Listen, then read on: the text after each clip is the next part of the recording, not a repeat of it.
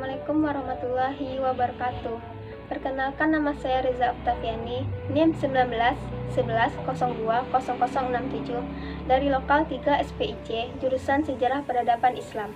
Di sini saya akan membahas materi dari kelompok 8 mengenai bentuk kemitraan antar wirausaha. Baiklah, di sini saya akan membahas 3 poin. Poin yang pertama, pengertian kemitraan. Poin yang kedua, bentuk kemitraan antar wirausaha. Poin yang ketiga, tentang jejaring usaha dan negosiasi. Yang pertama, saya akan membahas pengertian kemitraan. Pengertian kemitraan menurut beberapa para ahli. Yang pertama, menurut KBBI atau Kamus Besar Bahasa Indonesia, mitra adalah teman, kawan, pasangan kerja, ataupun rekan. Kemitraan artinya perihal hubungan atau jalinan kerjasama sebagai mitra. Yang kedua, menurut Ja'far Hafsah, kemitraan artinya adalah strategi bisnis yang dilakukan oleh dua pihak atau lebih dalam jangka waktu tertentu untuk meraih keuntungan bersama dengan prinsip saling membutuhkan dan saling membesarkan. Yang ketiga, menurut Ian Linton, kemitraan adalah sebuah cara melakukan bisnis, yaitu pemasok, pelanggan berniaga satu sama lain untuk mencapai tujuan bisnis bersama. Yang kedua, mengenai bentuk kemitraan antar wirausaha. Yang pertama, kemitraan vertikal. Kemitraan vertikal adalah strategi perusahaan dengan membagi ke unit di bawahnya dalam mata rantai produksi perdagangan. Pola kemitraan vertikal yaitu yang pertama, pola inti plasma dan pola pengelola. Yang kedua, pola subkontrak. Yang ketiga, pola dagang umum. Dan yang keempat, pola waralaba. Yang kedua, kemitraan horizontal. Kemitraan horizontal adalah upaya pihak-pihak yang bermitra dengan membagi beban tertentu yang merendahkan daya saing untuk menghadapi bersama para pesaing. Hal-hal yang termasuk ke dalam kemitraan horizontal yaitu ikatan tindakan meningkatkan nilai tambah. Yang kedua, ikatan konsultasi atau bantuan teknis. Yang ketiga, ikatan kompetitor. Yang ketiga, kemitraan agribisnis dengan bentuk ikatan. Kemitraan agribisnis adalah kerjasama antar perusahaan dalam suatu kegiatan usaha pertanian dengan ikatan antar usaha. Hal-hal yang termasuk ke dalam kemitraan agribisnis dengan bentuk ikatan yaitu yang pertama, merek dagang bersama, memasang iklan bersama, melakukan promosi bersama, saling mendukung produksi jual grosir, serta kantor pemasaran bersama. Yang keempat, kemitraan produksi dengan bentuk ikatan. Kemitraan produksi adalah kerjasama antar perusahaan dalam memproduksi barang bersama dalam suatu ikatan usaha.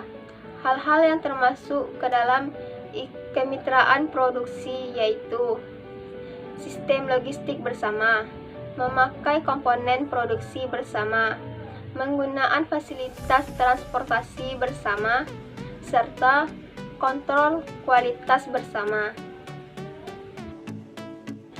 Yang ketiga, mengenai jejaring usaha dan negosiasi. Pembahasan yang pertama tentang jejaring usaha. Jejaring usaha adalah proses membangun hubungan saling menguntungkan dengan perusahaan lain. Seorang wirausaha tidak dapat hidup sendiri dalam menjalankan usahanya. Namun, ada keterkaitan dengan pihak luar, baik sebagai pemasok, pelanggan, maupun pedagang, perantara.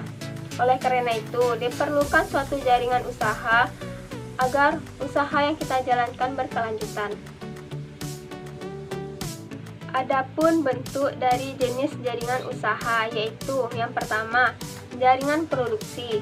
Kegiatan sebuah jaringan untuk mengordinasikan perencanaan dan pengembangan produksi serta memperbaiki proses produksi. Yang kedua, jaringan pemasaran. Misalnya, bekerja sama untuk memperkuat posisi tawar-menawar dengan pembeli dan memenangi persaingan pemasaran. Yang ketiga, jaringan pelayanan. Misalnya, kelompok perusahaan kecil bergabung dalam pembiayaan jasa tertentu. Contohnya pelatihan, informasi, teknologi, manajemen konsultasi, atau jasa konsultasi ahli. Yang keempat, jaringan kerjasama. Misalnya, kerjasama pembelian, peningkatan tenaga kerja, pengembangan produksi, dan kerjasama produksi, kerjasama penjualan dan pemasaran. Yang kelima, memecahkan tantangan dengan jaringan usaha. Misalnya, yang pertama tantangan berupa terbatasnya akses terhadap jasa profesional.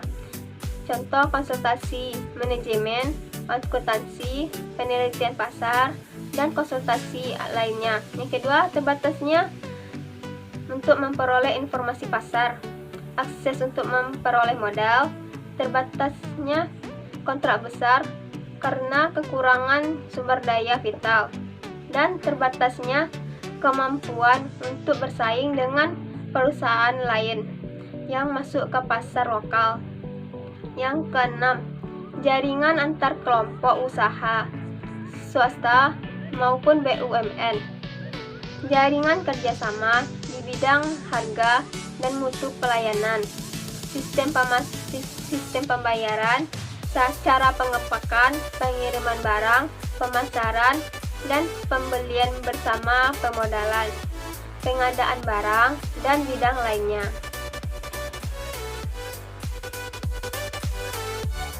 Terus juga ada karakteristik yang wirausaha yang harus dimiliki dalam pengembangan jaringan usaha, yaitu yang pertama, memiliki jaringan kerja atau network. Keberhasilan kita menjadi entrepreneur sejati adalah sangat tergantung pada jaringan dan mitra bisnis kita. Oleh karena itu, membangun jaringan, mengembangkan aliansi, dan kemitraan bisnis merupakan kebiasaan yang harus senantiasa kita kembangkan. Yang kedua, banyak teman atau friends. Bertemanlah sebanyak-banyaknya. Pada barang yang kualitas yang sama, orang lebih memilih membeli pada temannya walaupun dengan harga yang sedikit lebih mahal daripada membeli dari orang lain. Teman akan membantu kita mengembangkan usaha kita, memberi nasihat, dan membantu kita pada masa yang sulit. Yang ketiga, kerjasama atau kooperatif. Kerjasama merupakan suatu alat di mana keuntungan wirausaha dapat ditingkatkan dengan menolong dirinya sendiri melalui pertolongan bersama. Dengan moto kerjasama untuk semua. Pembahasan yang selanjutnya tentang negosiasi. Negosiasi merupakan pertemuan antara dua orang yang masing-masing berada di posisi yang sesuai dengan kepentingan masing-masing, dengan tujuan mendapatkan kepuasan yang diharapkan. 3. Perkiraan kondisi yang menentukan negosiasi dibutuhkan atau tidak, yaitu yang pertama, adanya konflik interest antar pihak berkepentingan. Misalnya, bila suatu pihak menginginkan harga yang lebih tinggi dan pihak lain menghendaki harga yang lebih rendah untuk suatu objek tertentu. Atau misalnya, Pihak satu mengklaim bahwa satu objek adalah haknya, sementara pihak yang lain mengklaim demikian terhadap objek yang sama, dan lain sebagainya. Yang kedua, adanya dualisme kemungkinan pemecahan yang terbaik. Misalnya, bila harga belum ditetapkan secara pasti, di mana masih ada kemungkinan harga untuk dinegosiasikan, atau di mana para pihak memiliki bukti kepemilikan haknya yang sama kuat, dan lain sebagainya. Yang ketiga, adanya peluang kompromis yang dapat dirumuskan di kedua belah pihak ini yang berkepentingan. Misalnya, tercapainya kesepakatan harga yang jelas bagi semua pihak di antara batas minimum bagi penjual atau maksimum bagi pembeli, atau ada kesepakatan mengenai pembagian hak pada objek sengketa, dan lain sebagainya. Baiklah, hanya itu yang dapat saya sampaikan. Bila ada kekurangan kata atau kesalahan kata, saya minta maaf. Wabillahi taufiq wal hidayah. Wassalamualaikum warahmatullahi wabarakatuh.